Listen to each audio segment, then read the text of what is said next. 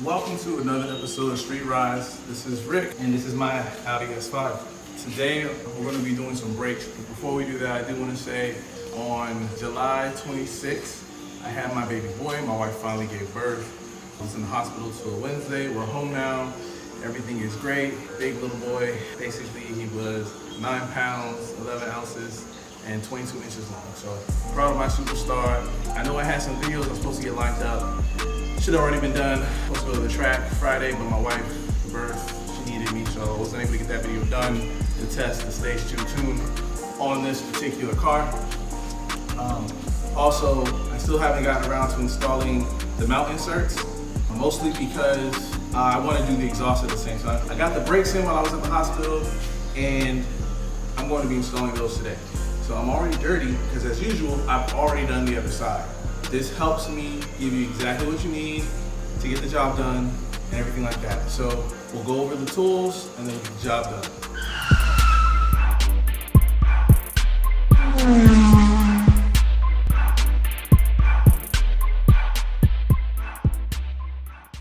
All right, so we're going to be installing EBC brakes, the yellow stuff right here. When we put these on, and let's go over these tools real quick. So basically what I use is I didn't really use this until the very end, but you can use a 13/16 socket with a breaker bar. Probably don't want to use a ratchet, you'll see why later. I have two 13/16s, don't need two, only need one. This is for leverage, which I technically didn't need later, but I'm just letting you know you might use a second wrench for leverage. Then you want an M10. An M10 is similar to a Torx bit, but it has more splines. You're gonna need the M10. This is what I use, 13 millimeter for this particular M10. You might need to figure out what it is you need for your M10. So now that we've done that, let's go ahead and get started. Okay, I didn't notice this until now, but there is no wear sensor on this part of the vehicle, which I didn't know. I did it on the other side, but not this side. It would go like right here, and then cable would go through here, come up. It was snap in here, and then it would go into this hole right here, or this loop, and you would just pull the top off of this, the bleeder valve, and it would be in here. And then you just pull those cables out, and then it'll be basically not pressed, but snaps into the brake right here. See that little groove? And you'll need to get like a small flat tip screwdriver and just kind of on each side pry until it kind of slides out. It breaks very easily, and you don't want to break it because then you have to replace it. I don't think it's very expensive to replace, but either way, that's more time put into this little process here. So unfortunately, I'm not able to show you on this one. I wanted to go on the other side, but I put the tire back on, and I was like, well, let me just tell you that it just basically the cable clips into these little grooves, and you just pull it out, and then you're gonna wiggle the sensor out and just kind of just put it to the side. Pretend I did that, and we'll get into the rest of this. I'll also point out where it is in the brake pad, so you can know where it goes. All right, so what we're gonna do first is we're gonna go behind here, and we're gonna remove the two M10 bolts behind here, okay? That looks like, you can turn the car wheel to get this the best, but basically we're gonna remove the two M10 bolts behind this control arm, or whatever you call it. Right here. Sorry, I'm terrible with names. There's one here, one at the bottom here, and then there's one right here, right behind this little flexible. I can't really get it, but it's right behind there. You'll feel it, you'll see it. Like right there, you press to the top. Right there. And we're just gonna stick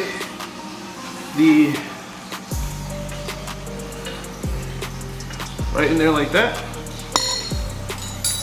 Then grab the 13 or whatever. And we're gonna that's it. Real easy. I'll get the top one real quick. Alright, so I'm probably gonna put this on first. Oh, pinch my fingers, that sucks.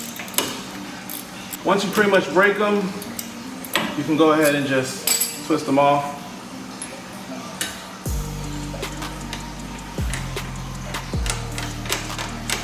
bottom one.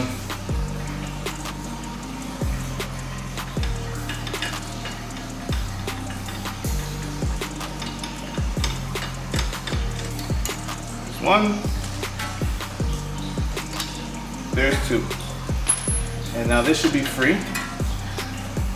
Okay, next, what we have is a sensor right here, and this one you're gonna pull this little red clip out.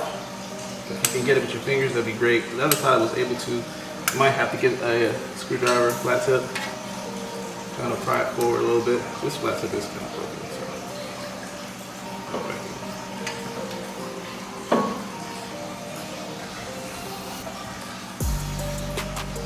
There. And it came out, and you want to depress it and wiggle it out eventually. The other one was kind of dirty too. All this brake dust down here. We're just pushing into it and sliding it off. That's it. So now this can move freely, and then you can move on to the next step. So when you take your caliper off, you don't want it to hang. So you want to put something here to catch it. I was using a bucket. Looks like I didn't jack this side up as high as I did the other side. So I'm just going to check to see what I have that I can put there. So next, what you're going to have to remove is the two caliper bolts. One here at the top, and then the other one right here. That's where the 13/16 comes in, and they are tight. All right, well, if you don't know me by now, then I don't know what to tell you, but I try to use what I have. In this particular case, I am using a rubber mallet / dead blow hammer, both sides.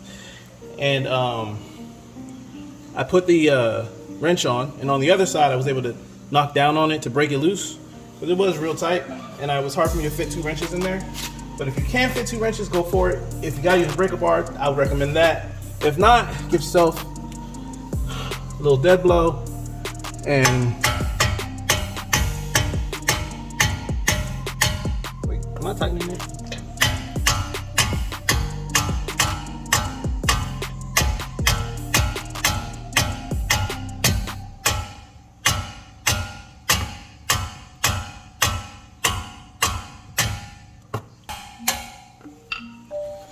The good news is once you are able to loosen it, it pretty much just comes, and it's not that long.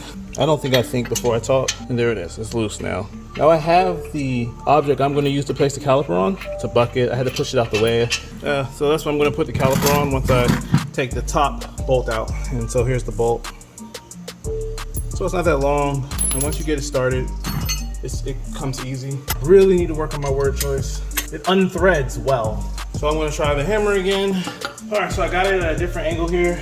It's right over the axle. So hitting it with the dead blow would probably not be the best idea here, since I do have to knock it down. I'm gonna do it anyway, you guys don't do it.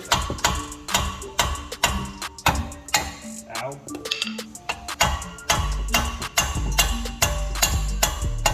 So that actually loosened it. I'll bring it back to the top over here. Oh shit. Oh, nope, none of that. Back to this.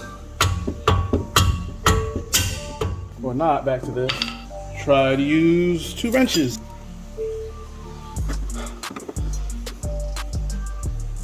Oh, hate me. Why does it hate me so much? Like I said, once it gets going, Jesus.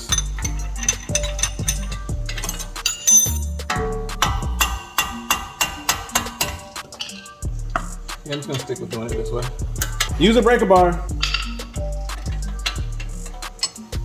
Do it the right way. Oh, me. Excuse me.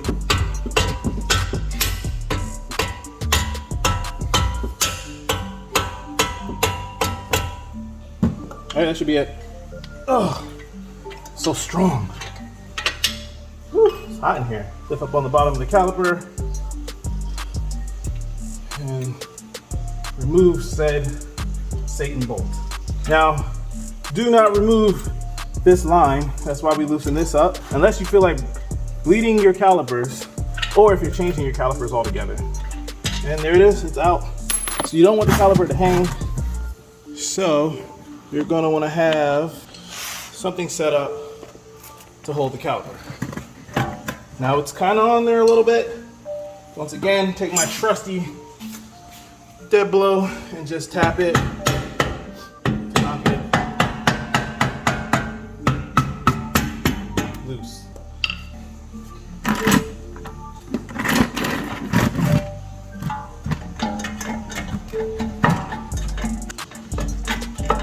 Try not to crush your fingers, that would be bad.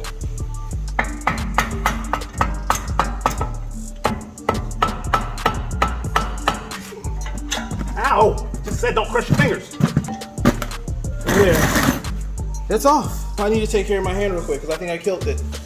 The caliper. These are my very thin OEM pads.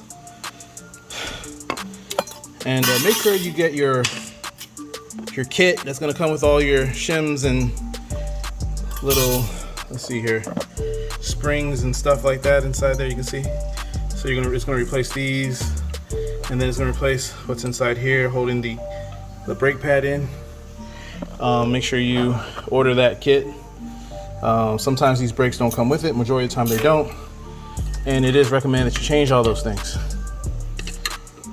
Just gonna push this brake out right here. Now, on the inside brake on the driver's side, get out of there. Here is where that wear sensor is gonna snap into. It's gonna slide in. You're gonna notice that cut is on both sides, but when the brakes are in, it looks kind of like this. Like this, yeah, like that. But it's only gonna be on this side, though you have the cut on this side. And once again, you don't want to take it out like right here. I mean, you can, I did, but you should be able to get it out before you pull the caliper off. All right, so the next thing is the 6 pistons. 1, 2, 3, 4, 5, 6. What you're gonna wanna do is make sure that you take the cap off of your brake fluid reservoir. Now it's gonna be located in here. I already have my cap off because like I said, I did the other side. You're gonna open it up, and if you have too much fluid in here before you push the pistons back, then you're gonna obviously have to get some of that out of here. Unless somebody added brake fluid to this, it should not overflow. So what I did notice about the other side is I've seen that you can get a tool that will go in between here and push all these back. But what I noticed was you can push them back with your fingers. Now it will cause some of the other ones to want to pop out. So what you'll want to do is be mindful of which ones are popping out. It's slowly going into that reservoir though. So you might have one like pop back out as you're pushing them in. That's fine because some of the fluid is going to the reservoir every time I squeeze them. So as you can see, they eventually just go all the way back. And that's crazy, right? Unless you have a stuck piston, you shouldn't necessarily need that tool. But if you want to just do it the right way, you know, not the wrong way, then you can do it like that. You want to try and get them as flat or as pushed in as possible. I notice if you push at the top, work your way down, the little one, at the small piston at the bottom, doesn't need as much force as the top ones. And that's it. So we're gonna put the brake pads in. The other side was a pain in the butt for me. So hopefully this side will go in a lot easier. Look at your brake pad and you'll see that the brake pads technically only go one way in it. The pads are not built the same. You can't just flip them. So you wanna look at them before you put them in. You'll notice that I did not change out any of my springs or clips and shims because I didn't order the kit yet. But you order the kit. Do not be like me, order the kit.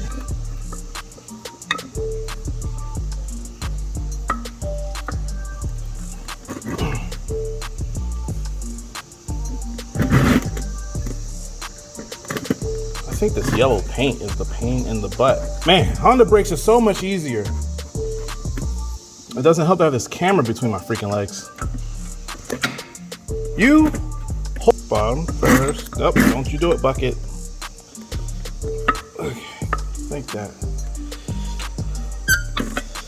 Oh, look at that. Looks like it went in. Somewhat.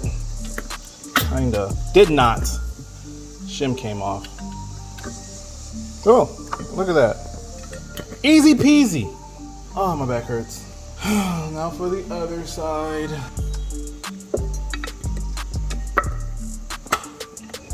Oh, look at that. Oh, look at that. Ugh.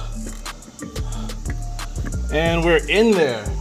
All right, so next, we're gonna put this thing back on after I bent this all the hell.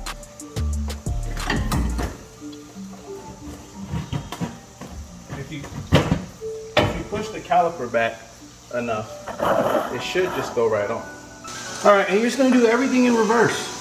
Please remember to take the cap off your reservoir when you're trying to push the pistons back, because even if you use a tool, it becomes very difficult because you can't relieve the pressure that's in there. Also, be careful of your sensor, the wear sensor on the brake on the driver's side.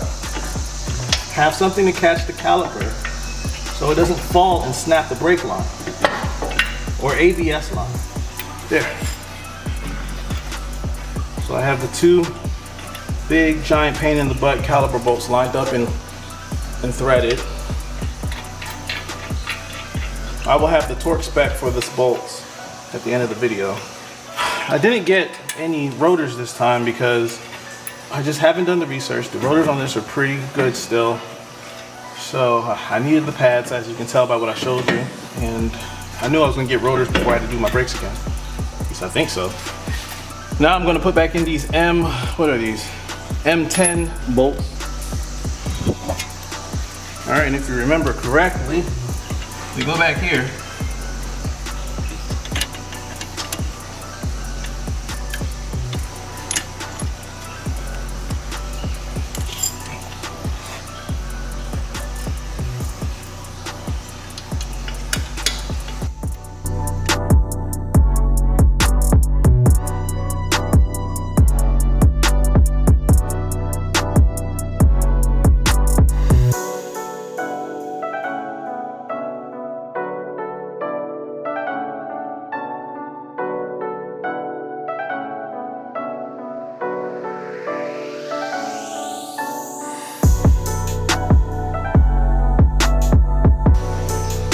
All right, so we're all buttoned up. Remember to follow your wear-in procedures. Though I have the yellow stuff by EBC, you know, it's not the same wear-in for every company, so make sure you follow that. All right, I'm gonna put back on this wheel, wrap this video up. So brakes are finished. End of the video. I want to thank you if you watched so far. I really appreciate the support and the kindness that y'all show me on this channel. It really makes me want to give you guys more. Just letting you guys know some things have changed. I have opened up a website, kind of keep y'all up to date on my modifications. It's one place you can go to see all my Instagram and see YouTube videos. They're embedded, so you can kind of go there and check everything in one spot. Also, on the support tab, I did add my Patreon. I do have a Patreon. I just added it. I kind of didn't want to add it at first, but you know, I want to give you guys more content. More content means more money that it takes to do all this, more time it takes away from work and everything like that. So if you really, really appreciate what I do here on this channel, you definitely can donate. I'll put the Patreon right here. And I will also give you guys the website right here. So that's it. All right. Got more videos coming. I'm going to be starting popping them out a little bit more frequently once my wife is feeling better after giving birth to our new son. I don't know if I gave y'all the name, but his name is Samuel Carter Reed. All right. Cool. So thank you for your support. And good luck on doing your brakes. I don't always do it the right way, but I get it done.